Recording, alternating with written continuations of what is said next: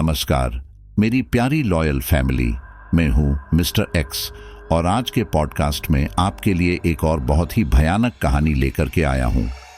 आज की कहानी किसी साधारण आत्मा की नहीं है, बल्कि ये कहानी एक आदमखोर भेड़िया राक्षस के ऊपर है। साथियों, इस स्टोरी को सुनने के बाद शायद काफी लोग मेरी बात पर विश्वास भी नहीं करेंगे, तो मैं कहता हूं कि विश्वास करना या ना करना ये आपकी मर्जी की बात है, क्योंकि साइंस नेगेटिव एनर्जी को बिलीव नहीं करता है।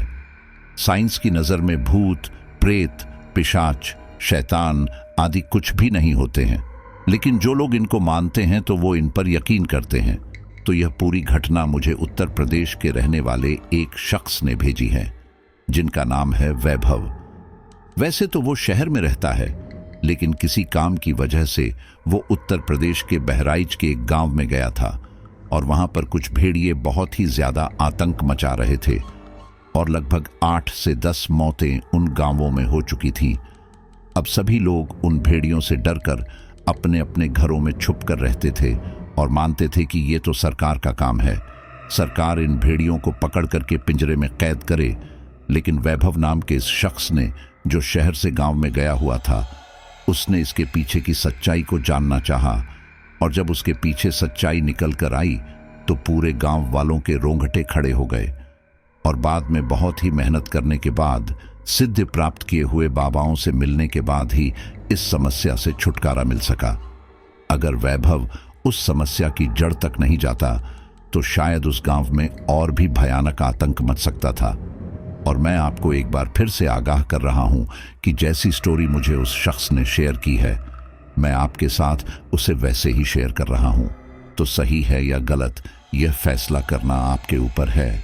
तो स्टोरी को शुरू करें उससे पहले आपसे यही कहूंगा कि हम आपके लिए इतनी मेहनत से कमाल की स्टोरीज लेकर आते हैं, लेकिन काफी लोग अभी तक भी हमारी फैमिली के मेंबर नहीं बनी है। तो चैनल को सब्सक्राइब करके इस रिश्ते की गांठ को मजबूत कर लीजिए, ताकि हर रोज आपको बेहतरीन से बेहतरीन कहानियां मैं दे सकूं। और हाँ, जितने भी लोग कहानी सुन रहे हैं वो अपना प्यारा सा कमेंट जरूर करते हैं। तो चलिए स्टोरी को शुरू करते हैं। आप सभी ने बहुत सारे राक्षसों और दानवों के बारे में सुना होगा। उनमें से वेयरवुल्फ राक्षस सबसे खतरनाक राक्षस है, जो कि देखने में भेड़िए जैसा होता है। ऐसा कहा जाता है कि ये भेड़िए रूपी वेयरवुल्फ पूर्णिमा के दिन जागृत होते हैं। आपने इनकी बहुत कहानियां सुनी होंगी। आप लोगों ने अधिकतर वेयरवुल्फ के ही कारनामे ही सुने होंगे, लेकिन क्या आप जानते हैं कि इस ब्रह्मांड में वेयरवुल्फ से भी खतरनाक एक और भेड़िया रूपी दानव है, जो इन राक्षसों का मालिक है, जिनकी वजह से इन वेयरवुल्फ की उत्पत्ति हुई है। आज मैं आपको उसी के बारे में बताऊंगा। उसका नाम मार्कोसियस है। मार्कोसियस नरक का एक महान और शक्तिशाली राजा है, जो राक्षसों की 30 सेनाओं का नेतृत्व करता है। द लेसर की ऑफ सोलोमन 17वीं शताब्दी की पहली पुस्तक आरसे गोएटिया में इस दानव को ग्रिफिन पंखों और सांप की पूंछ वाले भेड़िए के रूप में दर्शाया गया है, जो अपने मुंह से आग उगल रहा है। वेयरवुल्फ का राजा भी मार्कोसियस ही है। तो कहानी की शुरुआत होती है बहराइच के महसी इलाके के एक गांव से, जिसमें 2 भाई संतोष और नरेश सुबह सुबह अपने खेतों की तरफ जाते हैं। जैसे ही वे अपने खेत की पगडंडी पर कदम रखते हैं तो जगह जगह खून नजर आता है। वे लोग थोड़ा इधर उधर घूम कर देखते हैं तो उन्हें एक बच्चे का आधा निचला धड़ मिलता है। कमर के हिस्से से काफी खून अभी भी बह रहा था और जमीन पर गिरा हुआ खून जम चुका था।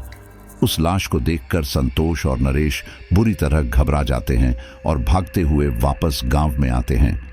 वे खेतों से ही शोर मचाते हुए भागे चले आ रहे थे। इससे लगभग पूरे गांव में यह खबर फैल चुकी थी कि उनके खेत पर किसी बच्चे की लाश पड़ी है। कुछ ही देर में पूरा गांव संतोष के खेत पर पहुंच गया था और उस बच्चे की लाश को देख रहा था। गांव वालों के पहुंचने पर पता चलता है कि यह इसी गांव के बिट्टू की लाश है, जो कि 7 साल का एक छोटा लड़का था। जैसे ही उसकी मां अपने बेटे बिट्टू को पहचानती है, वह बुरी तरह दहाड़ने लगती है। वह उसी समय अपने बेटे से लिपट जाना चाहती थी, लेकिन गांव वाले उसे रोकते हैं क्योंकि आसपास खून ही खून पड़ा हुआ था। जल्द ही ये खबर थाने तक भी पहुंचती है और पुलिस वाले वहां जाकर उस लाश का जायजा लेने लगते हैं। पुलिस वाले आसपास के एरिया को अच्छी तरह से सील कर देते हैं। पुलिस वालों को पहली नजर में लग रहा था कि यह किसी तेंदुए या फिर किसी शेर चीते का काम हो सकता है, क्योंकि लाश को खाया गया था। कमर पर काटने के निशान अलग ही दिख रहे थे, लेकिन फिर भी पुलिस उस लाश को पोस्टमार्टम के लिए भेज देती है। इधर गांव में जिस बच्चे बिट्टू की लाश मिली थी, उसके घर में कोहराम मचा हुआ था। पुलिस वाले इस केस को जंगली जानवर से हटकर किसी हत्या का मामला भी समझ रही थी और उस एंगल से भी इस केस को समझने की कोशिश कर रही थी। पुलिस वाले बिट्टू के घर वालों से पूछती है, आपका बेटा आपके साथ कब से नहीं था? आपको इस बार बात की खबर कब हुई थी कि वह घर में नहीं है?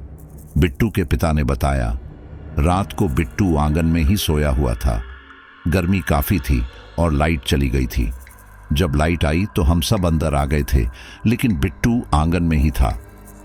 हमने बिट्टू से भी कहा कि अंदर आ जाए, लेकिन वह ये कहकर अंदर नहीं आया कि कुछ नहीं पता, कभी दोबारा लाइट चली जाए। जब हम सुबह उठे तो वह अपनी चारपाई पर नहीं था। हमें लगा कि शौच के लिए गया होगा। इतने में लोगों का शोर सुनाई दिया कि संतोष के खेत पर गांव में एक बच्चे का शव मिला है। हमारा बेटा भी वापस नहीं आया था। खेत में एक बच्चे की लाश की खबर सुनकर जैसे ही हम वहां पहुंचे, हमने अपने बच्चे की पेंट और चप्पल से उसे पहचान लिया। हमने अपनी तसल्ली के लिए पूरे गांव में बिट्टू को ढूंढा, लेकिन वह कहीं नहीं था, क्योंकि हमारा बेटा। इतना कहकर बिट्टू के पिता रोने लगते हैं। आसपास के लोग और पुलिस वाले उन्हें शांत कराते हैं। उस वक्त पुलिस वाले भी उनसे ज्यादा पूछताछ नहीं करते हैं, क्योंकि वे लोग पहले ही परेशान थे। जांच करने के बाद पुलिस वालों को पता चलता है कि जो लाश मिली है वो बिट्टू की ही है, और पोस्टमार्टम से ये भी साफ हो जाता है कि उसे किसी जानवर ने ही खाया है। जांच में यह तो साफ नहीं हो पाया कि बिट्टू को आखिर किस जानवर ने खाया है, लेकिन जिसने भी खाया है बहुत ही बेरहमी से खाया है। पुलिस वालों ने जब उस खेत के आसपास तलाश की थी तो बिट्टू के शरीर का कोई दूसरा हिस्सा नहीं मिला था। इससे पुलिस वालों ने और गांव वालों ने यही अंदाजा लगाया कि उसके ऊपरी हिस्से को पूरी तरह से खाया जा चुका है, या फिर शिकार करने वाला उसे काफी दूर लेकर गया है। फिलहाल गांव में यह खबर फैल चुकी थी कि कोई तेंदुआ या शेर गांव में आ चुका है और वह बच्चों को खा रहा है। और आप तो जानते ही हैं कि अफवाह बहुत तेजी से फैलती है। वैसा ही उस गांव में भी हुआ। बिट्टू की मौत के बाद गांव में काफी मातम छाया हुआ था। घर वालों को कभी कभी विश्वास नहीं होता था कि उनका बेटा इस दुनिया से चला गया है। वह अपने बेटे की सूरत देखने के लिए तरस रहे थे। माँ बार बार रोकर यही कहती थी, मेरे बेटे को मुझे दिखा दो, मुझे उसकी शक्ल देखनी है। लोगों को भी बहुत अफसोस हो रहा था कि बिट्टू की लाश भी पूरी नहीं मिली।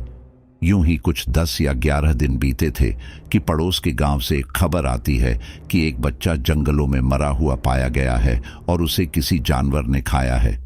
जैसे ही ये खबर बिट्टू के गांव पहुंची, एक बार सबके मन में फिर से बिट्टू की यादें ताजा हो गईं। सबके सामने एक लाश नजर आने लगी जो बिल्कुल बिट्टू के जैसे थी, लेकिन ऐसा नहीं था। दूसरे गांव में जो लाश मिली थी, उस बच्चे का चेहरा दिख रहा था। केवल एक हाथ और एक पांव ही गायब था। उस बच्चे की पहचान आसानी से हो चुकी थी।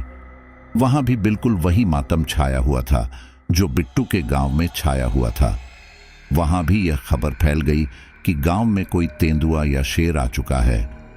अब जबकि बहुत ही कम समय में 2 गांव से बच्चों की ऐसी लाशें देखी गई, तो ऊपरी महकमे तक भी ये बात पहुंची और लोग इसी नतीजे पर पहुंचे कि शायद ये किसी तेंदुए या चीते का काम है जो कि बच्चों का शिकार कर रहा है और उन्हें खा रहा है।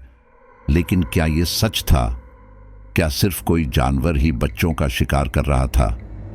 बहराइच का ही जंगल, पास में घाघरा नदी के किनारे का इलाका, और अगस्त के शुरुआती दिन जब मौसम थोड़ा उमस भरा होता है। नमी वाले मौसम में जहां इस वक्त आसमान के नीचे सोने पर इंसान बचता है, वहीं दूसरी ओर आधी रात के समय एक मध्यम उम्र का आदमी सिर पर बालों का एक बड़ा झोड़ा बनाए हुए, माथे पर एक बड़ा गोल लाल रंग का तिलक लगाए, कमर में काले रंग का कपड़ा लपेटे जलती हुई अग्नि के चारों तरफ घूम रहा है। घूमते घूमते वो किसी मंत्र का जाप कर रहा था। उसे ऐसा करते हुए जंगल में चोरी चुपके लकड़ी काटने आए दो आदमी हरपाल और अनुज देख रहे थे। हरपाल अनुज से कहता है, यार ये क्या कर रहा है? आग के चारों तरफ गोल गोल घूमकर अपने आप से ही शादी कर रहा है क्या? यार ये कैसा तांत्रिक है, अजीब लग रहा है। अनुज कहता है, अरे हमें क्या, हम तो अपना काम करने आए हैं, इसकी नजर से बच और जल्दी से निकल। हरपाल और अनुज नहीं जानते थे कि वह आदमी कौन था और कितने दिनों से वहां पर यह सब कर रहा था, क्योंकि आज उन्होंने अपना रास्ता बदला था। वे लोग उस तांत्रिक की नजर से बचते बचाते लकड़ियां काटने दूसरी तरफ जाना चाह रहे थे, लेकिन इस जंगल में उन्हें दो जगह एक अजीब प्रकार का चिन्ह दिखाई दिया। उन्होंने वो चिन्ह उस जगह पर भी देखा था जहां पर वह तांत्रिक कोई क्रिया कर रहा था। वो चिन्ह कुछ इस प्रकार था कि अंग्रेजी के के अक्षर जैसा कुछ, फिर बीच में टी या क्रॉस जैसा कुछ और फिर दूसरी तरफ उल्टा के। ये कुछ तो था, लेकिन क्या था इस बारे में हरपाल और अनुज भी नहीं जानते थे। और वे उस चिन्ह को देखते जरूर हैं, लेकिन उस पर इतना गौर नहीं करते हैं और अपना काम करते हैं। अब तक कम से कम 3 या 4 गांव में बच्चों के मरने की बात पता चल चुकी थी, लेकिन अब इसमें एक नया मोड़ आ गया था। बहराइच के ही एक गांव में एक घर से एक महिला ने यह बताया कि वह अपने 2 बच्चों सलीम और रेशमा के साथ बस स्टैंड की तरफ जा रही थी। इतने में ही एक भेड़िया वहां आया और उसके बच्चे को पकड़कर ले जाने लगा। उस औरत ने अपने बच्चे को छुड़ाने की काफी कोशिश की, लेकिन इतने में ही 2 भेड़िए और आ गए। वे भी उसके बच्चे पर झपट्टा मारने लगे। साथ ही उस औरत को भी कुछ चोटें पहुंची। उस औरत ने अपने बच्चों को छुड़ाने की लाख कोशिश की, लेकिन वह नाकाम रही। अब तक गांव के और उसके परिवार के अन्य लोग इकट्ठा हो गए थे, लेकिन वे भेड़िए उस बच्चे को उठाकर ले गए। भेड़ियों की चाल इतनी तेज थी कि लोग उसका पीछा करते रह गए, लेकिन पकड़ में नहीं पाए। वे भेड़िए सलीम को जंगलों में कहीं दूर को ले गए। तत्काल ही पुलिस को सूचना दी गई और सारा मामला बताया गया। पुलिस ने भी उसी समय वन विभाग की टीम को बुला लिया ताकि वह उन भेड़ियों को पकड़ सके, लेकिन जंगल काफी बड़ा था। वन विभाग की टीम ने काफी ढूंढा, भेड़िया तो नहीं मिला, लेकिन सलीम का शव जरूर मिला। एक बार फिर एक गांव में मातम छा गया और अभी कोई नहीं जानता था कि ये मातम कितने दिनों का होने वाला था, क्योंकि जंगल काफी बड़ा था। भेड़िए को पकड़ना आसान नहीं था। जैसे ही लोगों को यह पता चला कि बच्चों को भेड़िया खा रहा है, वैसे ही ये खबर भी सब जगह तेजी के साथ फैल जाती है। और अब तक पुलिस वाले और लोग जिसे ये समझ रहे थे कि बच्चों को खाने वाला कोई तेंदुआ या शेर है और इसीलिए तेंदुए या शेर की तलाश की जा रही थी, वहीं अब यह बात साफ हो चुकी थी कि बच्चों को मारने वाला भेड़िया है। पुलिस ने आधिकारिक तौर पर यह बात क्लियर कर दी थी कि बहराइच के जंगलों में कुछ खूंखार आदमखोर भेड़िए घुस आए हैं, जो कि इंसानी खून की तरफ आकर्षित हो रहे हैं और शिकार कर रहे हैं। अब दूसरी बात यह थी कि आखिर वह बच्चों को ही अपना शिकार क्यों बना रहे हैं। तो इस पर पुलिस वालों ने दलील दी, क्योंकि बच्चे छोटे होते हैं और आसानी से कब्जे में आ जाते हैं। लेकिन यह थ्योरी तब थोड़ी उल्टी पड़ गई जब एक औरत भी भेड़िए का शिकार हो गई। अखबार में जगह जगह खबरें छपने लग गई। लोगों को अपने घरों में ही रहने की सलाह दी जाने लगी और यह कहा जाने लगा कि अगर आप बाहर जाएं तो लाठी डंडे के साथ जाएं। बहराइच के कई गांव में भेड़िए के आतंक से बचने के लिए सुरक्षाएं दी जाने लगी। लोग दिन के समय भी अपने अपने घरों में रहते थे और सुनसान इलाके या जंगल की तरफ जाने से बचते थे। अब कहानी वापस बिट्टू के गांव पर आती है। बिट्टू के गांव में अब तक लगभग 3 बच्चों की मौत हो चुकी थी, जो कि सामान्य नहीं थी। सभी लोग अपने छोटे बच्चों को, खास तौर पर 8 से 10 साल तक के बच्चों को घरों में बंद करके रख रहे थे। बच्चों के स्कूल छूट चुके थे। माँ बाप डर के मारे बच्चों को स्कूल या किसी काम से बाहर नहीं भेज रहे थे। उन्हें डर था कि गली मोहल्ले में भी कहीं कोई भेड़िया ना आ जाए।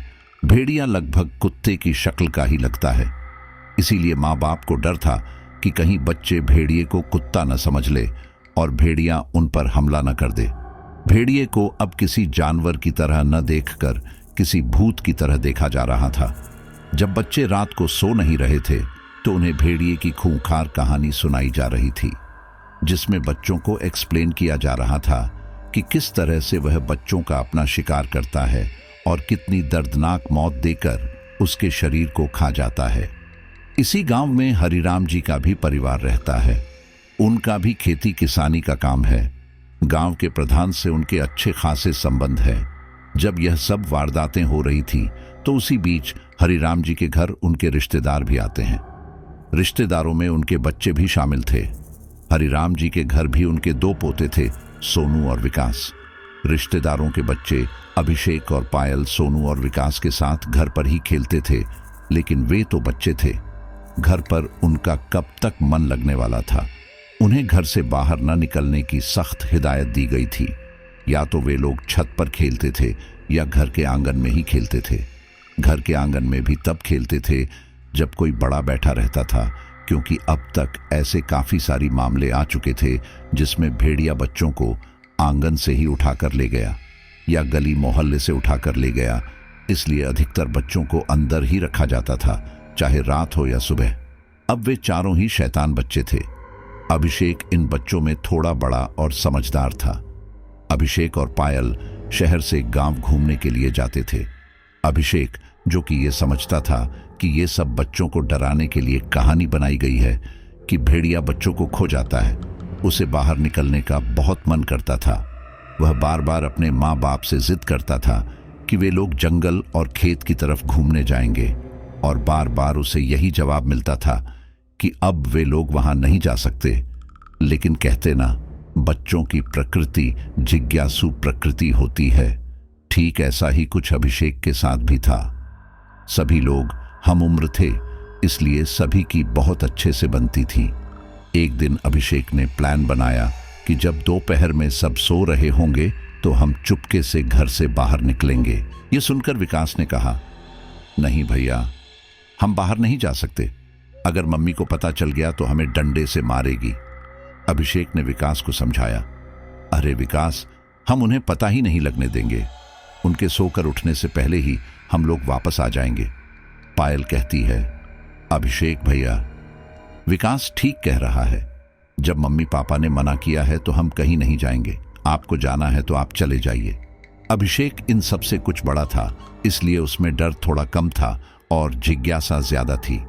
विकास और पायल के मना करने के बाद भी अभिषेक ये फैसला करता है कि वह तो बाहर जाएगा, क्योंकि वह घर में रहकर बोर हो चुका है और वह करता भी यही है।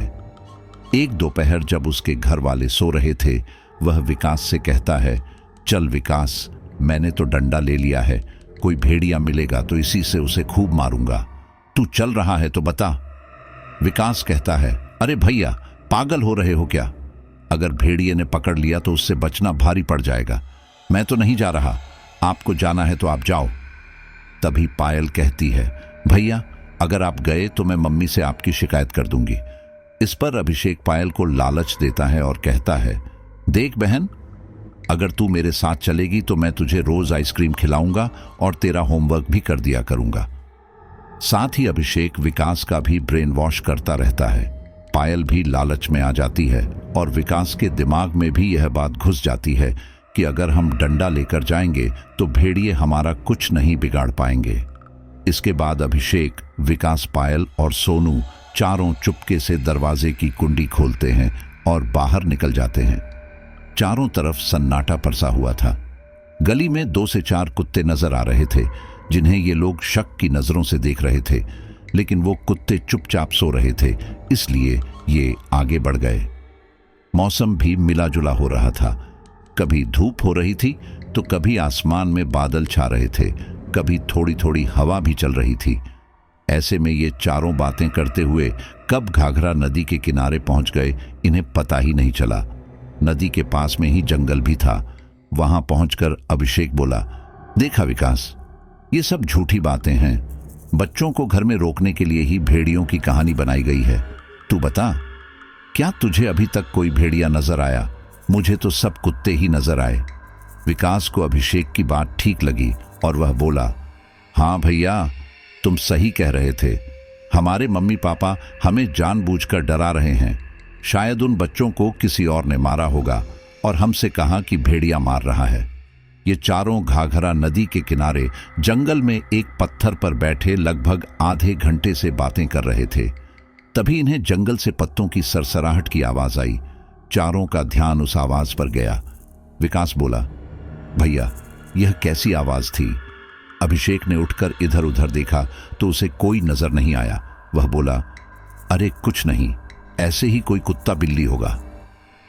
अभिषेक वापस पत्थर के ऊपर बैठकर बातें करने लगा। कुछ ही देर में इन्हें वो आवाज फिर से आई। इस बार पायल डर गई और वह बोली, भैया कहीं भेड़िया तो नहीं आ गया? अभिषेक हंसने लगा और बोला, अभी तक कोई भेड़िया नहीं दिखा। हम कितनी देर से यहां पर हैं, हमें कुत्ता भी नजर नहीं आया।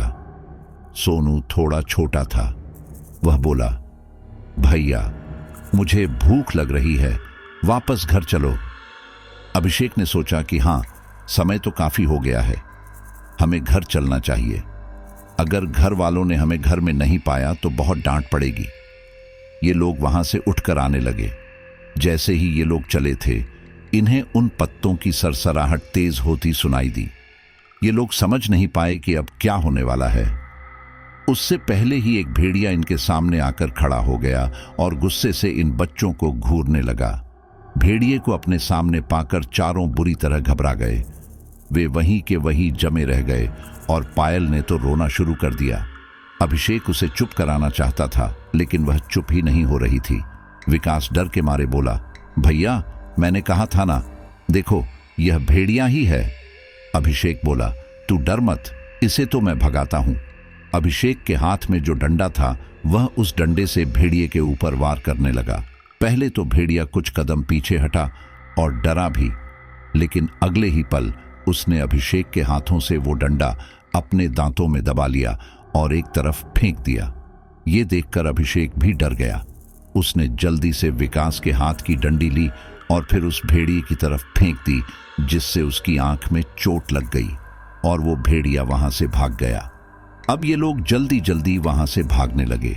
इन्हें अभी पूरा जंगल वाला इलाका पार करना था, जो कि नदी के किनारे किनारे था। लेकिन कुछ ही देर में अब दो भेड़िए इन्हें घेर लेते हैं। भेड़िया जिस तरह से अपने दांतों को भींचकर गुस्से से इन बच्चों को देख रहा था, वह बहुत ही भयानक और खौफनाक दृश्य था। अभिषेक उसे दोबारा याद भी नहीं करना चाहता। अपने सामने दो दो भेड़िए पाकर बच्चों को समझ नहीं आया कि वह क्या करे। पायल ने एक बार फिर रोना शुरू कर दिया। उसका रोना देखकर एक भेड़िया पायल पर झपट पड़ा। उसने पायल का पैर पकड़ा और पायल झट से नीचे गिर गई। विकास और अभिषेक पत्थर उठाकर उस भेड़िए को मारने लगे, लेकिन तभी दूसरा भेड़िया आया और उसने विकास के पैर पर काट लिया।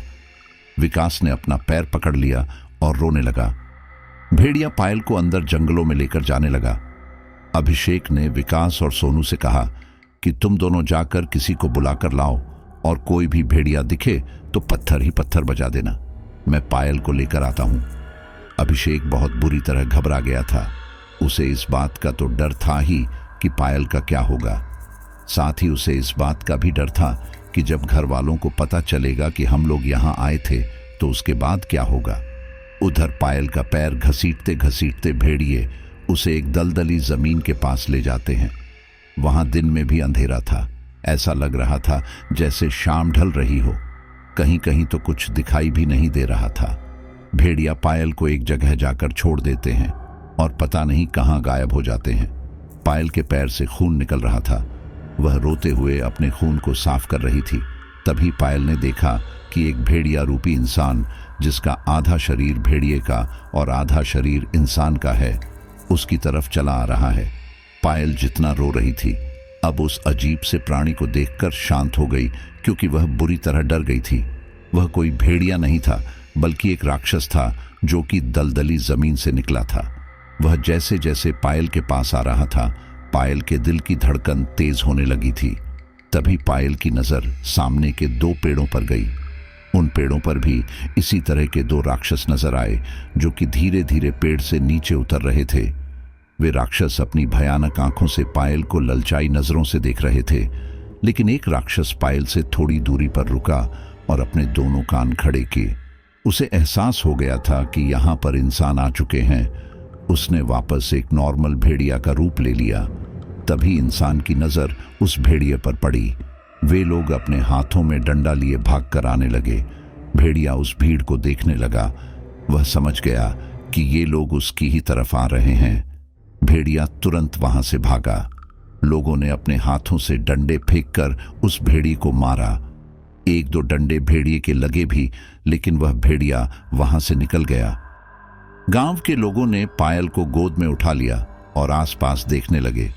आसपास कोई भेड़िया नहीं था, लेकिन वे लोग इस बात से बेखबर थे कि पेड़ों पर भी कोई है। पायल बार बार ऊपर देख रही थी, लेकिन किसी ने भी पायल की नजरों की तरफ गौर नहीं किया। पायल भी चुप रही। गांव वाले पायल को सीधे अस्पताल ले गए और उसकी मरहम पट्टी कराई गई। तत्काल ही वन विभाग टीम को भी बुलाया गया और उस आसपास के इलाके की अच्छे से जांच कराई गई, लेकिन उन्हें वहां कहीं कोई भेड़िया नहीं नजर आया। जिस दिन पायल को भेड़िए ने पकड़ा था, उसी शाम को हरिराम के छोटे भाई का बेटा अजय शहर से लौटा था और उसके साथ उसका दोस्त वैभव भी उस गांव में आया था, क्योंकि उसे प्रॉपर्टी का कुछ काम था। उसकी उम्र करीब 45 साल रही होगी, लेकिन इस उम्र में भी उन्हें काफी ज्ञान था। वह एक तजुर्बेकार आदमी था। हरिराम और उसके छोटे भाई का घर बराबर बराबर में ही था। 3-4 घर एक साथ बराबर लगे हुए थे और यह सब तहेरे चचेरे रिश्तेदार थे। जैसे ही सबको पायल की खबर मिली, सभी के सभी हरिराम के घर इकट्ठा हो गए और भेड़िए की कहानी सुनने लगे। उस रात लगभग 2 बजे तक पायल के घर लोगों का आना जाना लगा रहा। वह दिन किसी दहशत के दिन से कम नहीं था, क्योंकि पहली बार कोई बच्चा भेड़िए के मुंह से बचकर आया था। सभी सुनना चाह रहे थे कि आखिर भेड़िए ने उस पर कैसे हमला किया और वो बचकर कैसे आई। सब लोग पायल को देखने आ रहे थे। इतना ही नहीं, जो भी पायल को देखने आता, वह साथ ही साथ दूसरे बच्चों को भी डांटता। अभिषेक की तो पिटाई तक लगी थी। वह रात सभी के लिए खौफ की रात थी। कोई भी आंगन में नहीं सोया था। 1-2 बार लाइट भी गई थी, लेकिन सभी लोग अंदर ही पड़े रहे। अगली शाम पायल अपने भाइयों के साथ छत पर बैठे हवा खा रही थी और बातें कर रही थी। बराबर वाली छत पर वैभव बैठा था और वो अपना फोन चला रहा था। बच्चे जो बातें कर रहे थे, वह सभी बातें सुन रहा था। पायल अपने भाइयों को बताती है कि कल उसने एक राक्षस देखा था, जिस पर अभिषेक यकीन नहीं करता है, लेकिन विकास और सोनू पायल की बात मानने के लिए तैयार हो जाते हैं। अभिषेक कहता है, छोटी, तू हमें डरा रही है ताकि हम दोबारा बाहर न जाएं। पायल कहती है, नहीं भैया, मैं सच कह रही हूं। वो भेड़िया नहीं था, वो एक राक्षस था। वह अपने 2 पैरों पर चल रहा था और आदमी से भी बड़ा था और कीचड़ से निकल कर आया था, और उसके जैसे 2 से 4 और भी थे। अगर वहां पर गांव वाले ना पहुंचते तो शायद वो मुझे खो जाता। वो सिर्फ एक भेड़िया नहीं है, वह एक राक्षस है। अभिषेक ने कहा, अच्छा, अगर तूने किसी राक्षस को देखा था तो तूने घर वालों को क्यों नहीं बताया? पायल ने बड़ी मासूमियत से कहा, भैया, मैंने डर के मारे नहीं बताया। अगर मैं बता देती और वो राक्षस हमारे घर वालों को खो जाता तो। अभिषेक हंस के कहता है, चल, झूठ बोल रही है तू। बराबर की छत पर बैठा वैभव पहले तो ये बातें सुनकर हंसने लगा कि बच्चे भी कितने अजीब हैं। इतने बड़े हादसे से बचकर आए हैं और अपनी कहानी बनाए जा रहे हैं। बच्चे तो थोड़ी बहुत देर में नीचे चले जाते हैं, लेकिन बराबर की छत पर बैठा हुआ वैभव पायल की बातों के बारे में सोचने लगता है। वैभव की नज़र जंगलों की तरफ जाती है। छत से जंगल के एक तरफ का नज़ारा आराम से देखा जा सकता था। वैभव उस जंगल की तरफ देख रहा था। वह सोच रहा था कि आखिर जंगल में कहां पर उन भेड़ियों का ठिकाना होगा। सोचते सोचते उसे आवाज लगती है और वह नीचे खाना खाने के लिए चला जाता है। उस रात काफी उमस हो रही थी। वैभव ठहरा शहर का रहने वाला, उसे एसी में रहने की आदत थी, लेकिन यहाँ पर केवल पंखे ही थे, इसीलिए उसने छत पर जाने का फैसला किया और खुली हवा में सोने की सोची। हालांकि उसे लोगों ने पहले ही मना कर दिया था कि खुले में न जाए, लेकिन उसके दिल में कोई खौफ नहीं था, क्योंकि वो यही सोचता था कि भेड़िए तो केवल बच्चों को लेकर जा रहे हैं, बड़ों को थोड़ी। इसीलिए आधी रात को जब वैभव को गर्मी लगी तो वह छत पर चला गया और चटाई डालकर लेट गया। चारों तरफ सन्नाटा परसा हुआ था। तभी उसके कानों में एक ध्वनि आने लगी, एक ऐसी ध्वनि जो शायद किसी मंत्र की थी, और मंत्र भी अजीब भाषा में थे जो उसकी समझ से बाहर थे। पहले तो वैभव को लगा कि उसका वहम होगा, लेकिन जब काफी देर तक उसे एहसास होता रहा कि मंत्रों की आवाज आ रही है तो वह उठकर बैठ गया। वैभव छत के मुंडेर से इधर उधर झांकने लगा। तभी उसकी नजर दूर जंगल पर गई। जंगल के बीच से धुआं उठ रहा था। ये देखकर वैभव को थोड़ा अजीब लगा। उसने मन ही मन सोचा कि बीच जंगल में आग भला किसने लगा दी, और इतनी रात को वहां कौन गया होगा, जबकि सब जानते थे कि भेड़िए का आतंक फैला हुआ है। तो ऐसे में इतनी रात को जंगल के अंदर जाने की जुर्रत कौन करेगा। वैभव को बड़ा अजीब लगता है। फिर उसे पायल की बात याद आती है। वो सोचने पर मजबूर हो जाता है कि कहीं पायल सच तो नहीं कह रही थी। वैभव बहुत जानकार आदमी था, और वो ये भी जानता था कि अगर सच में कोई राक्षस है तो ये बहुत बड़ा खतरा हो सकता है। वो कोई रिस्क नहीं लेना चाहता था, इसीलिए समझदारी दिखाते हुए वह नीचे आकर ही सो गया। कुछ दिन सब सही रहा। वैभव को 3 दिन बाद दिल्ली लौटना था। वो यहाँ भी किसी प्रॉपर्टी के चक्कर में आया था। वैभव अपने जाने की तैयारी करने लगा कि उसी दिन खबर आई किसी दूसरे गांव में एक बुढ़िया भेड़िए का शिकार हो चुकी है। लेकिन भेड़िए ने उसे खाया नहीं, बस मारकर छोड़ दिया। शायद बुढ़िया में मांसी नहीं था, या फिर कोई और बात थी, ये तो भगवान ही जाने। जिस दिन ये बुढ़िया वाली खबर आई थी, उसी रात को लगभग 8 बजे एक आदमी जिसका नाम अनुज था, जो कि जंगल में लकड़ियां चुराता था, वह भागता हुआ इसी गांव में दाखिल होता है और कहता है, मेरे साथी को बचा लो, मेरे साथी को बचा लो। उस समय सभी लोग अपने अपने घरों में खाना पानी कर रहे थे। ये आवाज सुनकर सभी लोग अपने अपने घरों से बाहर आते हैं और एक जगह इकट्ठा हो जाते हैं। वो देखते हैं कि अनुज के एक पैर से लगातार खून निकल रहा है। अनुज मदद की गुहार कर रहा है। लोग उसकी दवा पट्टी करवाते हैं और उससे पूछते हैं कि क्यों रो रहे हो, बात क्या हो गई। वह बार बार बस यही कह रहा था कि मेरे साथी को राक्षस ले गया। लोग अब और भी हैरान थे, क्योंकि अब तक भेड़िए का डर था, लेकिन अब ये राक्षस कहां से आ गया। वैभव जब ये बात सुनता है तो उसका शक गहराने लगता है कि कहीं पायल सच तो नहीं कह रही थी। जंगल में वो धुएं का उठना, पायल का राक्षस की वेशभूषा बताना, ये सब इत्तेफाक तो नहीं था। वैभव अपनी सोच में था, और उधर गांव वाले हाथों में टॉर्च, जलती हुई मशालें और डंडे लेकर जंगल की तरफ जाते हैं। लेकिन अफसोस, उन्हें वहां अनुज का साथी नहीं मिलता है। सुबह तक पुलिस भी आ जाती है और अनुज के साथी को ढूंढती है, लेकिन उसका कोई नामो निशान नहीं मिलता है। मौतें काफी ही चुकी थीं। गांव वालों ने भी हंगामा मचा रखा था, इसीलिए ऊपरी अफसरों पर उन खूंखार आदमखोर भेड़िए को पकड़ने का प्रेशर था। इधर पुलिस वाले वन विभाग की टीम तैयार करते हैं, जो कि जंगल में जाकर भेड़िए को पकड़ने का काम कर रही थी। अब यह बात फैलने लगी थी कि बच्चों को मारने वाला एक राक्षस है, जो कि भेड़िए के रूप में आता है।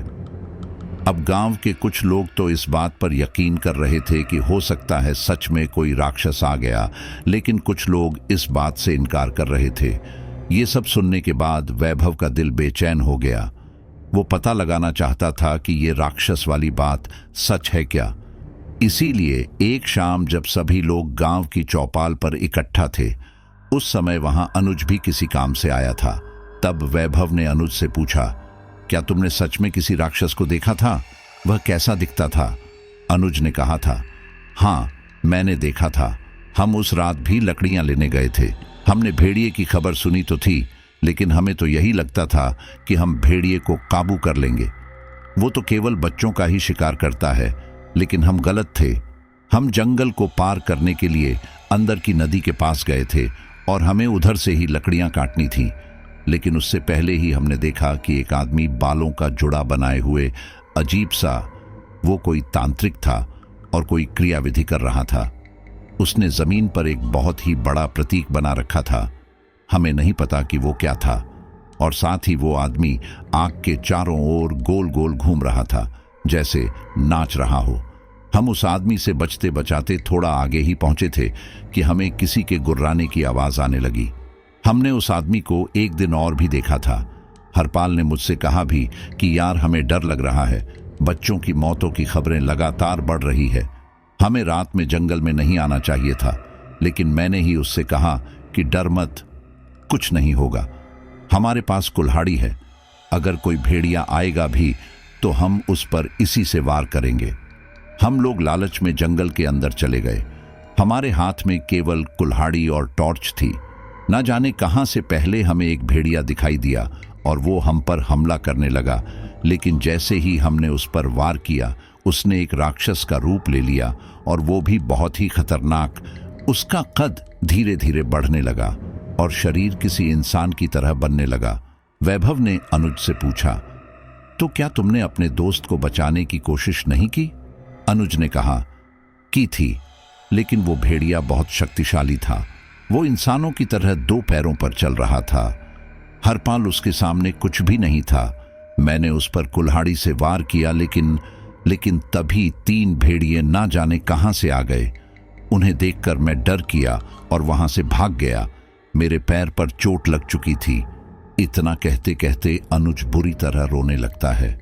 सभी लोग उसे शांत करते हैं और वैभव से कहते हैं कि प्लीज उसे बार बार ये बात याद मत दिलाओ।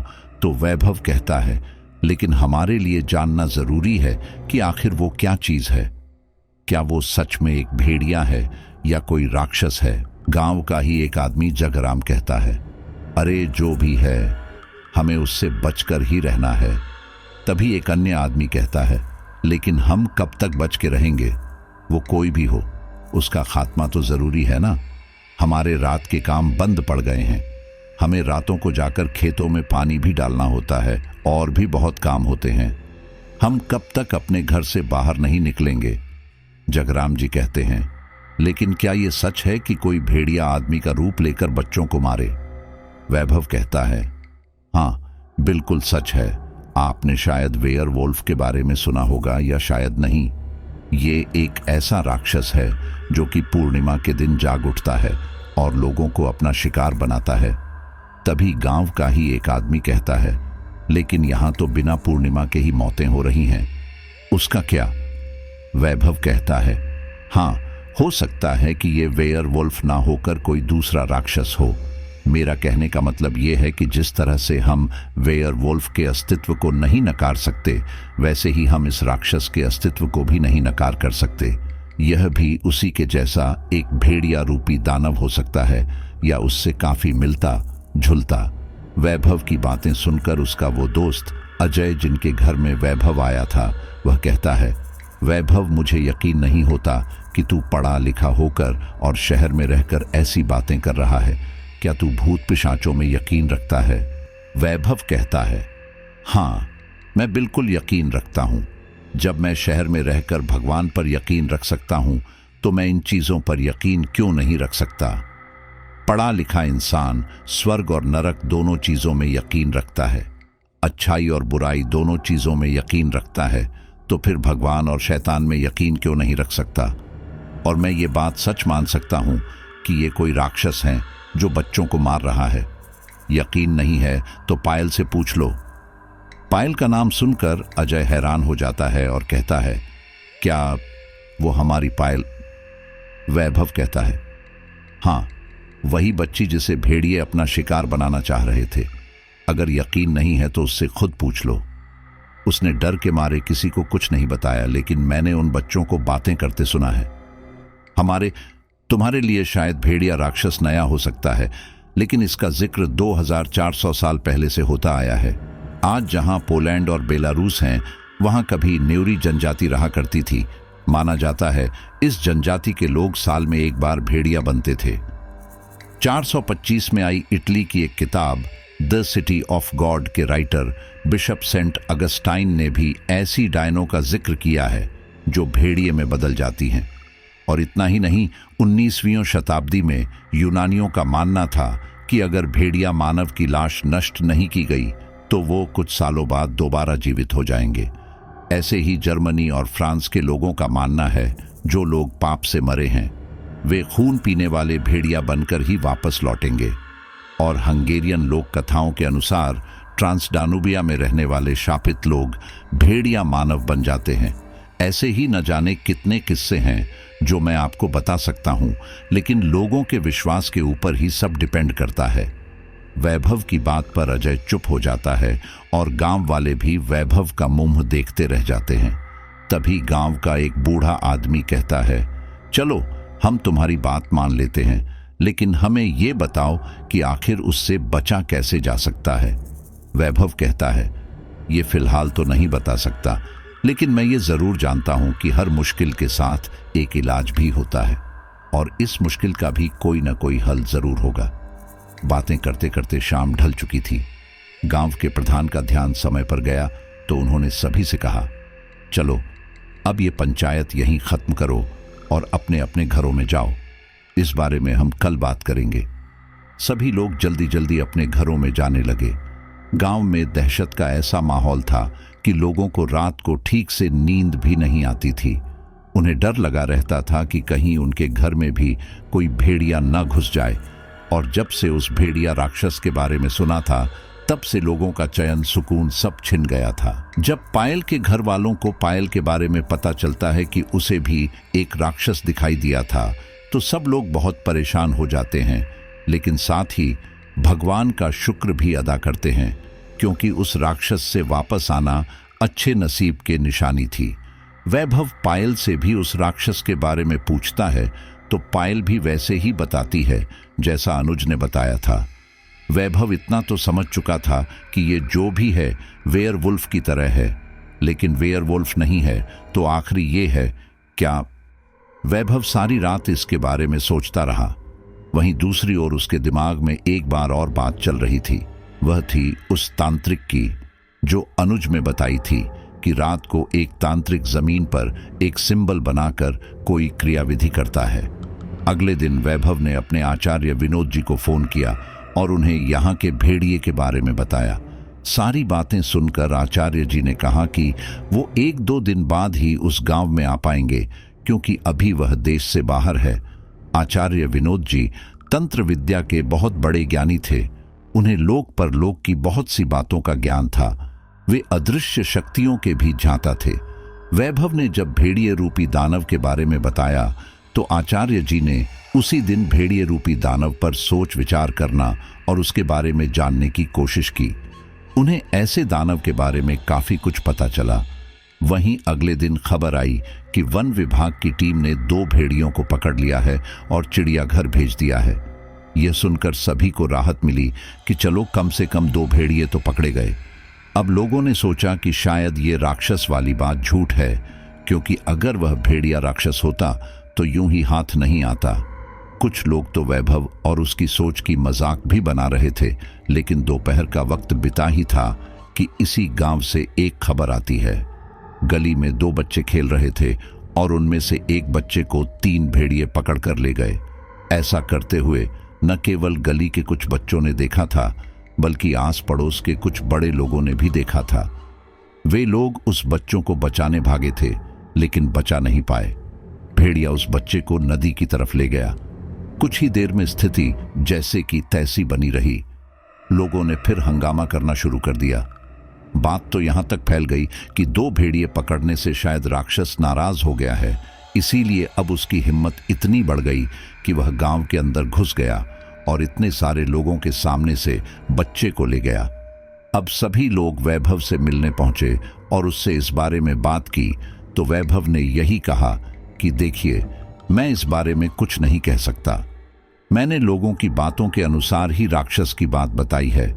यह बात मैं भी नहीं जानता कि सच में वो राक्षस है या नहीं, लेकिन हम पीड़ित लोगों की बातों को झुठला नहीं सकते। पायल ने भी एक राक्षस को देखा था। वहीं अनुज भी इतना बड़ा झूठ नहीं बोल सकता, आखिर उसका साथी खोया है। लेकिन मैंने अपने आचार्य जी से इस बारे में बात की है। वह कल तक शायद इस गांव में आ जाएंगे और वो इस बारे में हमारी मदद भी कर सकते हैं। अगले दिन सुबह ही आचार्य विनोद जी वैभव से मिलने अजय के गांव आ चुके थे। वैभव उन्हें अजय के घर लेकर गया तो सभी लोग हैरानी से आचार्य जी को देखने लगे। अजय ने पूछा, वैभव, यह कौन है? तो वैभव ने बताया कि यह मेरे गुरुजी हैं, आचार्य विनोद जी। इन्हें तंत्र विद्या में महारत हासिल है। यह अदृश्य शक्तियों के बारे में काफी कुछ जानते हैं। मैंने इन्हें यहाँ पर भेड़िए रूपी दानव के बारे में जानने के लिए बुलाया है। आचार्य विनोद जी के बारे में जानने के बाद अजय और उनके घर वाले उनका बहुत आदर सत्कार करते हैं। यह बात गांव के प्रधान तक भी जाती है कि शहर से एक बहुत पहुंचे हुए आचार्य आए हैं और शायद इस भेड़िए रूपी दानव के बारे में बहुत कुछ जानते हैं और हमें इससे छुटकारा भी दिला सकते हैं। ये सब जानने के बाद प्रधान जी ने वैभव और उनके गुरु आचार्य विनोद जी को अपने घर दोपहर के खाने पर बुलाया। वे दोनों खुशी खुशी गए। साथ ही अजय भी प्रधान जी के घर गया था। खाना खाने के बाद गांव के प्रधान जी ने आचार्य जी के सामने उस भेड़िया वाली समस्या को रखा, जिस पर आचार्य जी ने कहा, हाँ, मैं उसी के बारे में बात करने आया हूं। वैभव ने मुझे उसके बारे में बताया। मैंने कुछ दिन पहले न्यूज़पेपर में भी पढ़ा था कि भेड़िए बच्चों का शिकार कर रहे हैं। तभी अजय कहता है, आचार्य जी, लेकिन 2 भेड़िए पकड़े जा चुके हैं और उन्हें चिड़ियाघर छोड़ दिया गया है। क्या वे भी राक्षस हैं? आचार्य जी कहते हैं, हाँ, वे भी राक्षस हो सकते हैं। अब ऐसा तो नहीं है ना कि पूरे जंगल में गिने चुने भेड़िए हैं और सारे भेड़िए बच्चों का शिकार कर रहे हैं। हो सकता है उनके हाथ जो भेड़िया आया हो वह साधारण भेड़िया हो, या यह भी हो सकता है कि उनके हाथ राक्षस ही आया हो, लेकिन वह अपना रूप दिखाना ना चाहता हो, क्योंकि इंसानों की भीड़ से तो राक्षस भी अपने आप को बचाकर ही रखना चाहते हैं। अगर ऐसा ना होता तो दिन या रात हर वक्त राक्षस भूत पिशाच हमारे आसपास ही घूमते। वो भी अच्छी तरह जानते हैं कि हम उन पर काबू पा सकते हैं, इसीलिए वह हमसे बचकर हम पर अकेले में ही वार करते हैं। बस शायद इसीलिए वे भेड़िए चुपचाप उस वन विभाग की टीम के साथ चले गए। आचार्य जी की बात सुनकर सभी लोग शांत थे, क्योंकि उनकी बात काफी हद तक सही थी। ऐसा हो भी सकता था और नहीं भी। प्रधान जी ने पूछा, तो आचार्य जी, अगर वह राक्षस भी है तो हम उससे अपना पीछा कैसे छुड़ाएं? क्योंकि हमें बहुत दिक्कतों का सामना करना पड़ रहा है। खेतों का काम रातों का भी होता है। रात को जंगली जानवरों से देखभाल करनी होती है। ऐसे में हम कब तक अपने घरों में छुप कर रहेंगे? शाम होते ही सबको अपने दरवाजे बंद करने पड़ते हैं। कोई छत पर नहीं जा सकता, कोई आंगन में नहीं जा सकता। रात में अगर किसी को किसी सामान की जरूरत है तो लेने नहीं जा सकता। लोगों का डर खत्म नहीं हो रहा और ना भेड़िए का शिकार करना खत्म हो रहा है। आचार्य जी वैभव से पूछते हैं, वैभव, तुमने मुझे जंगल में किसी के क्रिया करने की बात बताई थी जिसमें वो कोई सिंबल बनाकर तंत्र कर रहा था, तो क्या तुम उस जगह मुझे लेकर जा सकते हो? वैभव कहता है, आचार्य जी, मैंने तो वो जगह नहीं देखी। मैं तो जंगल में भी नहीं गया। उस तांत्रिक की बात तो मुझे एक लड़के ने बताई थी। अगर आप कहें तो मैं उस लड़के को आपके साथ चलने के लिए कह सकता हूं। आचार्य जी कहते हैं, ठीक है, तुम उस लड़के को बुलाकर लाओ। पहले मैं वो जगह देखूंगा ताकि मेरा शक सही निकले, फिर इस मामले में मैं तुम्हें कुछ बताऊंगा। अनुज बराबर के गांव का ही लड़का था जो इधर के जंगल में चोरी चुपके लकड़ियां काटने आता था। वैभव गांव के प्रधान की मदद से अनुज को अगले दिन आने के लिए बुलावा भेजता है, क्योंकि कुछ ही देर बाद शाम हो जाती और शाम के समय जंगल में जाना सुरक्षित नहीं था। अगले दिन अनुज भी सुबह सवेरे ही आचार्य जी से मिलने आ जाता है। वह आचार्य को उस भेड़िए दानव के बारे में सारी बात बताता है और उन्हें अपने साथ जंगल में लेकर जाता है। जब आचार्य जी जंगल में पहुंचते हैं, उन्हें तभी किसी नकारात्मक शक्ति का आभास हो चुका था। वह तुरंत अपने थैले से कुछ रुद्राक्ष निकालकर अपने साथ आए हुए लोगों को दे देते हैं और उनसे कहते हैं कि रुद्राक्ष को अपने हाथों में दबाए रखना। अनुज आचार्य जी को नदी के घाट की तरफ से लेकर जाता है। वहां इन्हें पहला चिन्ह मिलता है। चिन्ह अजीब आकार का था। अंग्रेजी अक्षर का एक के था, फिर बीच में टी या फिर क्रॉस और फिर अगला अक्षर उल्टा के था। जब आचार्य जी इस चिन्ह को देखते हैं तो उनके चेहरे पर चिंता के भाव स्पष्ट रूप से देखे जा सकते थे। वह उस चिन्ह के पास की मिट्टी को उठाकर अपने थैले में रख लेते हैं और अपने आसपास देखते हैं।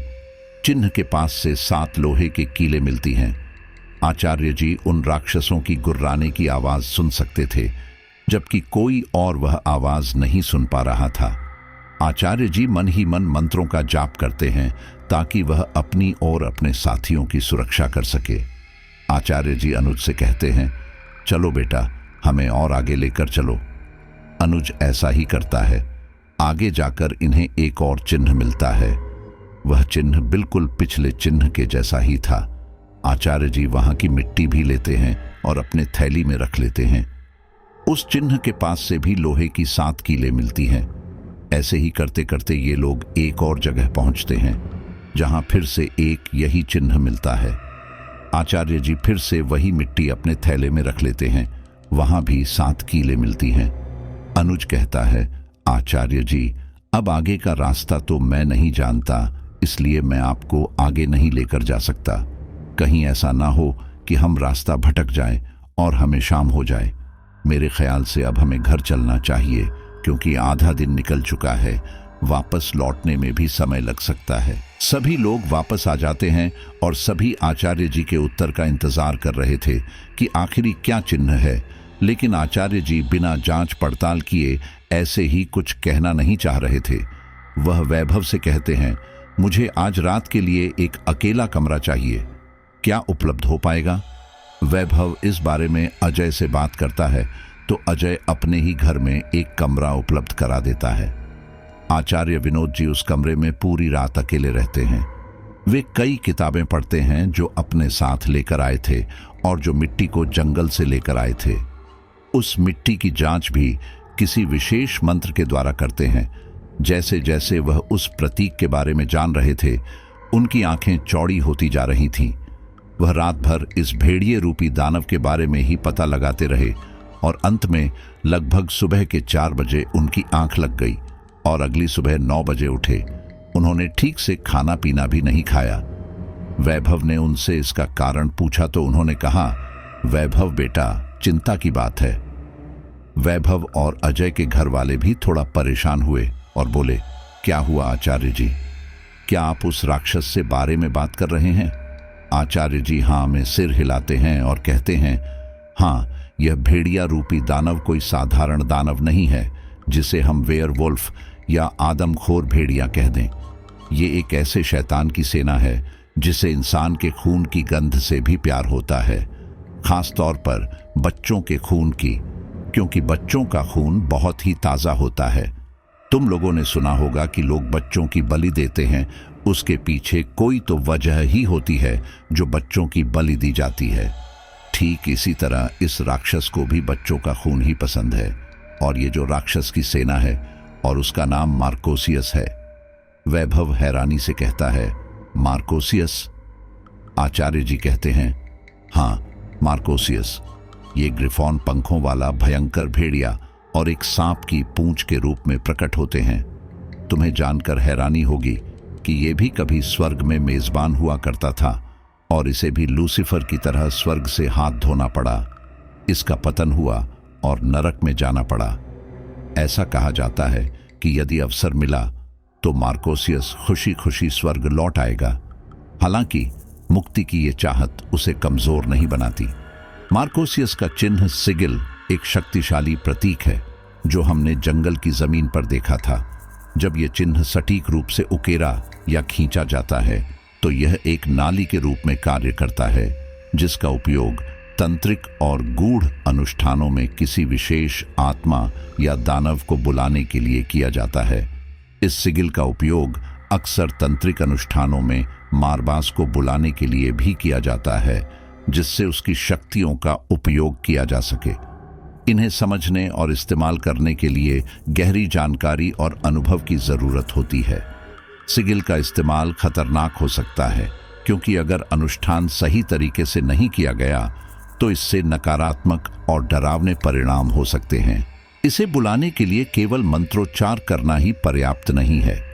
किसी को भी वे जो कह रहे हैं यह मंत्र पढ़ रहे हैं उस पर विश्वास करना चाहिए और पूरे समय दृढ़ इच्छा शक्ति बनाए रखनी चाहिए। जिस तांत्रिक ने भी इसे बुलाया है वो कोई ऐसा वैसा तांत्रिक नहीं है, वो भी बहुत शक्तिशाली तांत्रिक है। इसे बुलाने के लिए माहौल भी उसी अनुरूप तैयार किया जाना चाहिए। विकर्षणों से बचने और फोकस सुनिश्चित करने के लिए एक शांत निजी स्थान आमतौर पर सबसे अच्छा होता है। आदर्श रूप से कमरे में हल्की रोशनी होनी चाहिए जिसमें धूप या अन्य सुगंधित जड़ी बूटियां जल रही हों, क्योंकि ऐसा कहा जाता है कि ये तत्व राक्षस को आकर्षित करते हैं। इसीलिए उस तांत्रिक ने ऐसे घने जंगलों को चुना। मार्कोसियस को आकर्षित करने वाली धातु लोहा है और साथ ही ये अग्नि से भी प्रभावित होता है।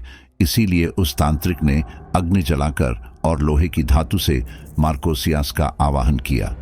इसीलिए हमें जंगल में आग की राख और लोहे की कीलें मिली है। इसे बुलाने के लिए भी इसे भेंट देने पड़ती है। मैं अवश्य ही कह सकता हूँ कि उस तांत्रिक ने या तो मांस चढ़ाया होगा या फिर अच्छा लोहा। मार्कोसियस के पास चंद्रमा की देवी की शक्तियां भी हैं। इसी वजह से वेयरवुल्फ पूर्णिमा के दिन ही जागृत होते हैं और वो भी मार्कोसियस के सेवकों में से एक हैं। अजय पूछता है, लेकिन आचार्य जी, कोई ऐसे दानव का आवाहन क्यों करेगा? आचार्य जी कहते हैं, बहुत ही साधारण सी बात है। अपनी शक्तियों को बढ़ाने के लिए, अपनी शक्तियों को बढ़ने के लिए ही उसका आवाहन किया गया है। और दुनिया में रोज हर जगह न जाने कितने शैतानों का आह्वान किया जाता है। आजकल तो ये बड़ी ही आम बात हो गई है, लेकिन सबके बुलाने पर वो आ जाए ये जरूरी नहीं।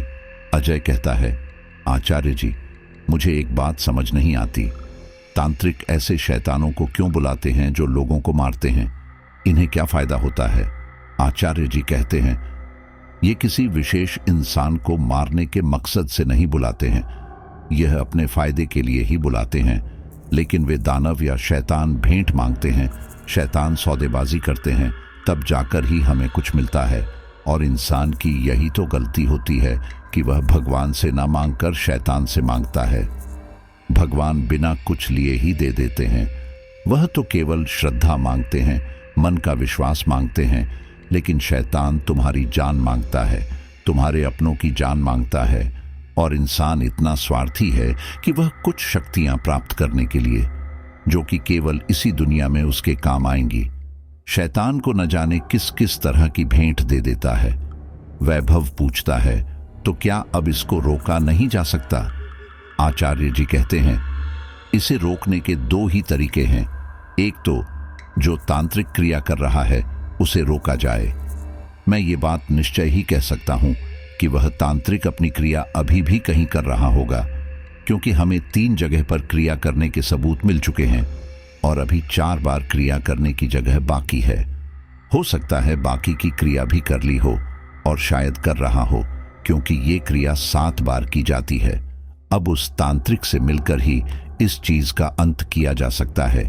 जिस तरह से उसने मर्कोसियस का आवाहन किया है, उसकी सेना को बुलाया है, वो तांत्रिक उससे एक और सौदा कर ले और लोगों की जान को बख्श दे। या फिर दूसरा तरीका यह है कि कोई सिद्ध प्राप्त तांत्रिक आकर मार्कोसियस से सौदा करे। लेकिन यह काम एक सिद्ध प्राप्त तांत्रिक ही कर सकता है और सिद्ध प्राप्त तांत्रिक मिलना आसान नहीं होता है। आजकल ढोंग ढकोसले वाले भी बहुत घूम रहे होते हैं और बहुत से तांत्रिक ऐसे भी घूम रहे होते हैं जो केवल अपने फायदे के लिए लोगों का काम करते हैं, जबकि तांत्रिकों का असली काम भी लोक सेवा है। लेकिन ये लोग अपने स्वार्थ के लिए लोगों का इस्तेमाल करते हैं। तांत्रिकों को अक्सर बुरी नजरों से देखा जाता है, लेकिन सही रूप में देखा जाए तो ये इंसान को फायदा पहुंचा सकते हैं और उनकी शिक्षा भी यही होती है। लेकिन इंसान लालची होता है और तांत्रिक भी तो इंसान ही है। ऐसे में एक सिद्ध प्राप्त तांत्रिक मिलना बहुत मुश्किल है। अजय बहुत परेशानी जताते हुए कहता है, तो फिर आचार्य जी आप ही बताइए, हम क्या करें? दोनों ही काम मुश्किल है। मुझे नहीं लगता कि वो तांत्रिक जिसने इन शैतानों का आवाहन किया है वह हमारी कुछ मदद करेगा। उसने तो खुद अपने फायदे के लिए ही ये सब किया है। और रही बात सिद्ध प्राप्त तांत्रिक की, उसे हम कहाँ ढूंढेंगे? आचार्य जी कहते हैं, हाँ, तुम्हारी बात ठीक है। मुझे सिद्ध प्राप्त तांत्रिक पर ही भरोसा है। लेकिन वह यहाँ आसपास नहीं मिलेंगे। वो हिमालय की चोटियों में ही तपस्या कर रहे होंगे। अजय कहता है, वैभव, आचार्य जी भी तो तंत्र विद्या में महारत रखते हैं, तो क्या यह उस शैतान से डील नहीं कर सकते?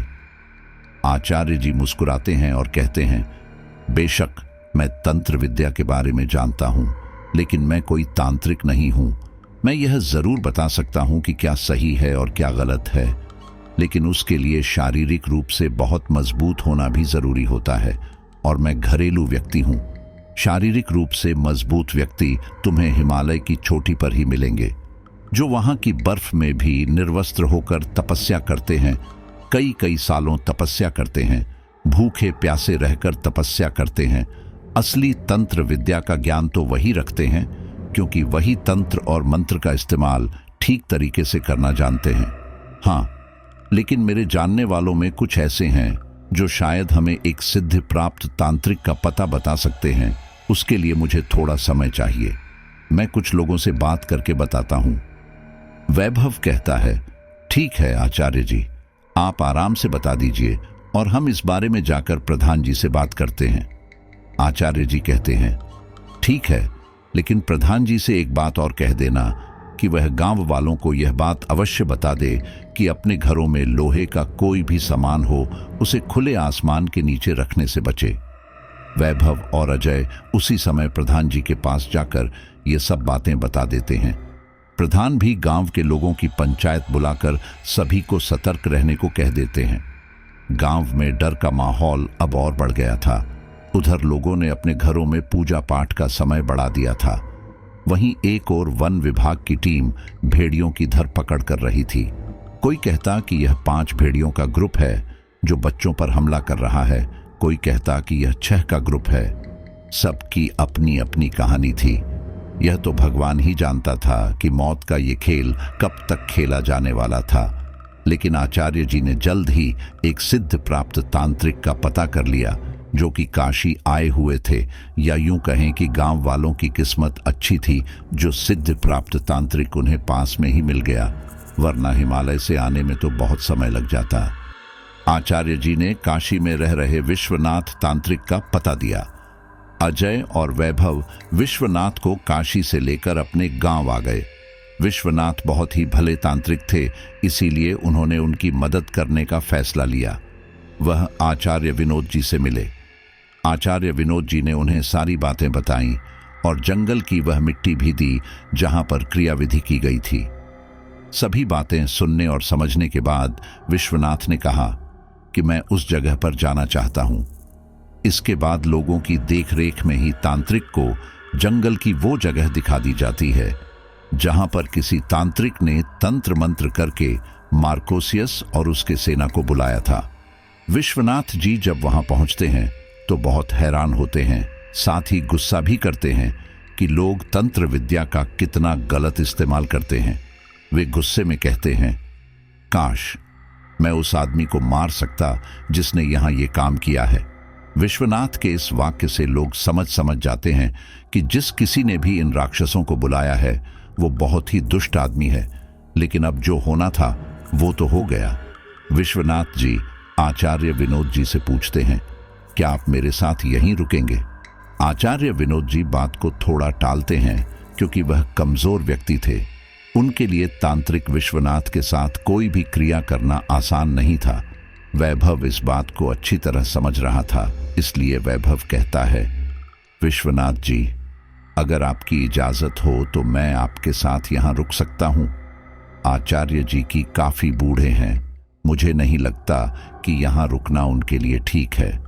हो सकता है कोई भेड़िया इन पर ही शिकार कर दे। विश्वनाथ जी वैभव को वहां रुकने के लिए इजाजत दे देते हैं और बाकी के लोगों को वापस गांव में जाने के लिए कहते हैं। गांव के सभी लोगों को यह बात पता थी कि आज गांव में दूर से कहीं कोई तांत्रिक आया है जो हमें इस परेशानी से छुटकारा दिला सकता है। सूरज ढलते ही तांत्रिक विश्वनाथ अपनी क्रिया की तैयारी में जुट जाते हैं। वे जमीन में गड्ढा करके एक अग्नि कुंड बनाते हैं और उसमें बहुत सारी लड़कियां जलाते हैं। उस अग्नि के चारों ओर छोटे छोटे वही 7 चिन्ह बनाते हैं जो कि मार्कोसियस को बुलाने का साधन था। इस काम में वैभव भी उनकी मदद कर रहा था। तांत्रिक ने वैभव को रुद्राक्ष की एक माला पहले ही दे दी थी, जो कि अभिमंत्रित थी। हालांकि वैभव सुरक्षित था, लेकिन फिर भी उसके मन में एक डर दौड़ रहा था कि कहीं कोई भेड़िया उस पर भी हमला न कर दे। जब भी कोई पत्तों की सरसराहट या कोई भी आहट होती तो वैभव एकदम सतर्क हो जाता। वह अपने आसपास देखने लगता कि कहीं कोई भेड़िया तो नहीं है। चारों ओर सन्नाटा था। किस्मत से आज पूर्णिमा भी थी, इसीलिए आज इन दानवों की शक्ति और भी बढ़ने वाली थी। विश्वनाथ जी आचार्य जी द्वारा दी हुई मिट्टी वैभव को देते हुए कहते हैं, मैं एक सुरक्षा रेखा बना रहा हूं। जब मैं मंत्रों का उच्चारण शुरू कर दूं तो तुम्हें उसी रेखा में रहकर इस मिट्टी को अग्नि में डालते रहना है। वैभव हाँ में सिर हिलाता है और उस मिट्टी को अपने पास रख लेता है। अब विश्वनाथ जी अपनी क्रिया शुरू कर देते हैं। वे मंत्रों का उच्चारण करने लगते हैं और वैभव चुटकी चुटकी मिट्टी थोड़ी थोड़ी देर में अग्नि में डालता रहता है। कुछ देर में तेज गुर्राहट की आवाज दोनों के कानों में पड़ती है। वैभव सहम जाता है। वो इधर उधर देखने लगता है। विश्वनाथ जी हाथ के इशारे से वैभव को शांत रहने के लिए कहते हैं। वैभव अपने आप को हिम्मत देता है। इसके बाद विश्वनाथ जी कुछ देर आंख बंद करके कोई मंत्र पढ़ते हैं। तभी किसी के दौड़ने की आवाज आती है। वैभव फिर से सहमकर इधर उधर देखता है। आसपास कोई नहीं था। जैसे ही विश्वनाथ अपनी आंखें खोलते हैं, वैसे ही एक हवा का झोंका आता है और जल रही आग को बुझाने की कोशिश करता है। हैरानी की बात यह थी कि हवा केवल आग पर लग रही थी। ना तो वैभव को हवा का एहसास होता है और न ही वातावरण में हवा का झोंका आया था। लेकिन इस हवा से आग नहीं बुझती। कुछ ही देर में सारे जंगल में हवा चलने लगती है। अब इस हवा का एहसास वैभव और विश्वनाथ दोनों को होता है। विश्वनाथ जी मंत्रों का उच्चारण तेज आवाज में करने लगते हैं। कुछ देर बाद दलदली जमीन से, जो कि उन लोगों से काफी दूर थी, एक अजीब प्राणी बाहर निकाल कर आता है। यह अजीब प्राणी वही था जो बच्चों को मार कर खा रहा था और जो एक भेड़िया का रूप ले लेता था। उसके दोनों तरफ पंख थे और कमर पर एक सांप की तरह पूंछ थी। वो धीरे धीरे इनकी तरफ आता है। उसे देखकर वैभव की सिट्टी पिट्टी गुम हो जाती है। इन्हें देखकर वह राक्षस तेज आवाज के साथ गुर्राता है। उसकी गुर्राहट ऐसी थी कि पूरे गांव में उसकी आवाज आ रही थी। सभी लोग अपने अपने घरों में सहम गए थे। उस भेड़िए के मुंह से खून निकल रहा था। ऐसा लग रहा था जैसे कि अभी कोई शिकार खाकर आया हो। विश्वनाथ जी उस राक्षस से कहते हैं, तुम यहां क्यों आए हो? यहां से चले जाओ, यह तुम्हारी जगह नहीं है। वह राक्षस कहता है, मैं अपनी मर्जी से नहीं आया, मुझे यहां बुलाया गया है, लेकिन मैं तुम्हारे कहने पर कैसे चला जाऊं? विश्वनाथ जी कहते हैं, क्योंकि ये तुम्हारा लोक नहीं है, यह मनुष्य लोक है। यहाँ पर मनुष्य का राज्य चलता है और तुम मनुष्य को हानि पहुंचा रहे हो। इससे प्रभु तुमसे कभी खुश नहीं होंगे। जिस तकलीफ को तुम सह रहे हो, इसे आगे भी सहते रहोगे। यह सुनकर वह राक्षस अपने दांतों को पूरी तरह भींचता है और गुस्से से विश्वनाथ को देखता है। वह कहता है, लेकिन मेरी फौज यहाँ आ चुकी है, उन्हें मनुष्य खून का स्वाद चख लिया है, वह इतनी आसानी से नहीं जाएंगे। ये सब तुम्हें हमें यहाँ बुलाने से पहले सोचना चाहिए था। विश्वनाथन उस दानव से कहते हैं, लेकिन हमने तुम्हें नहीं बुलाया, किसी दुष्ट आदमी ने ही तुम्हें बुलाया है। राक्षस कहता है, किसी ने भी बुलाया है, लेकिन मेरा आवाहन किया गया है। मैं अपने सेवकों को छोड़कर ऐसे ही नहीं जा सकता। विश्वनाथ जी कहते हैं, मैं तुम्हारी बात समझता हूं, लेकिन तुम बताओ, इसके बदले हम तुम्हारी क्या मदद कर सकते हैं? सभी बुरी तरह परेशान है।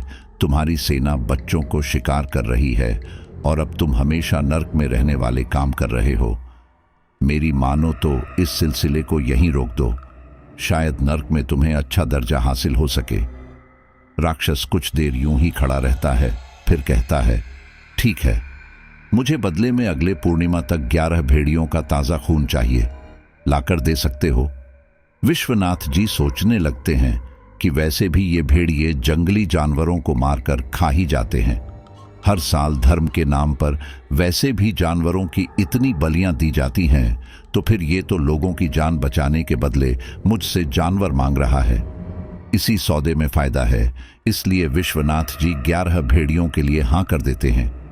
विश्वनाथ जी उस राक्षस से कहते हैं, ठीक है, तो तुम यह मौत का खेल अब बंद कर दो।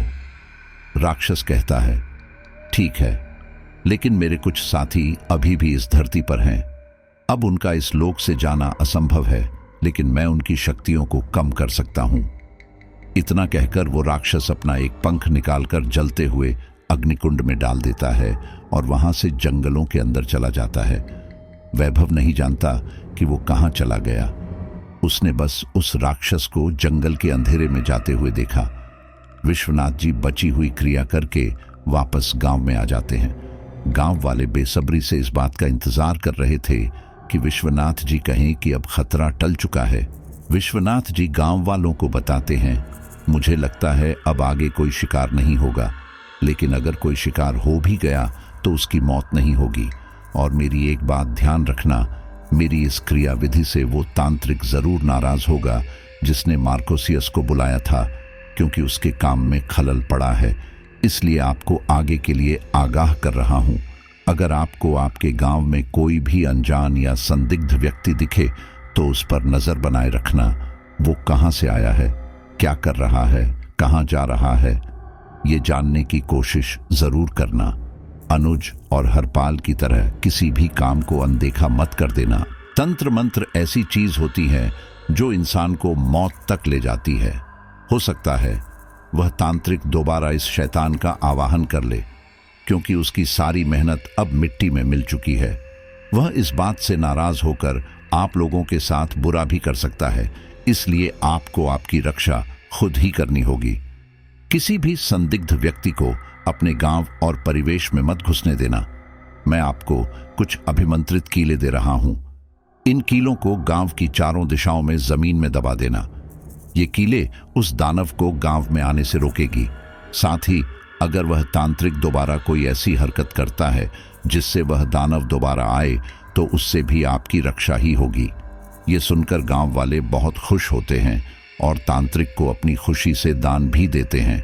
गांव के प्रधान जी अजय और वैभव का शुक्रिया अदा करते हैं, क्योंकि वैभव ने इस समस्या को न केवल समझने का प्रयत्न किया, बल्कि उसे दूर करने की कोशिश भी की। वो इस गांव का आदमी नहीं था, फिर भी उसने इस गांव के लोगों के बारे में सोचा। साथ ही तांत्रिक विश्वनाथ अगली पूर्णिमा तक सारी विधियां करने के लिए उसी गांव में रुक जाते हैं। फिलहाल कुछ भेड़िए पकड़ में आ चुके हैं और शायद बाकी के शायद डर के बाहर ही नहीं आ रहे हैं। उनमें से कुछ हकीकत के जानवर भी हो सकते हैं और कुछ दानव भी। अब ये तो भगवान ही जाने, बस हमें हर समय सतर्क रहना चाहिए। तो साथियों, फिलहाल तो उस गांव के अंदर शांति है और अब किसी भेड़िए का आतंक वहां पर नहीं मचा हुआ है। लेकिन आगे क्या होगा, कुछ समय के बाद भी क्या ये शांति ऐसे ही बरकरार रह पाएगी, इसके बारे में कुछ भी नहीं कहा जा सकता। तो मुझे उम्मीद है कि ये कहानी आपको काफी पसंद आई होगी और आपने आखिर तक इस कहानी को सुना होगा, लेकिन काफी कम लोग होते हैं जो आखिर तक सुनते हैं। अगर आप कहानी को आखिर तक सुन रहे हैं तो कमेंट जरूर करिए और आपका नाम अगली स्टोरी में लेने की पूरी कोशिश करूंगा। चलिए अब हम अपने लॉयल फ्रेंड्स के नाम लेते हैं। सुरेंद्र चौहान हिमाचल, मिथिलेश सिंह चेन्नई, रामेश्वर यादव महाराष्ट्र, वीणा कर्नाटक, कमला कानपुर, गोरेलाल, आमिर लांबा, रामसुंदर उत्तर प्रदेश, प्रीति सैनम गुजरात, बाबूराम प्रजापति, यास्मीन कोलकाता, काजल अग्रवाल दिल्ली। बहुत बहुत धन्यवाद। मिलते हैं अगली स्टोरी पर।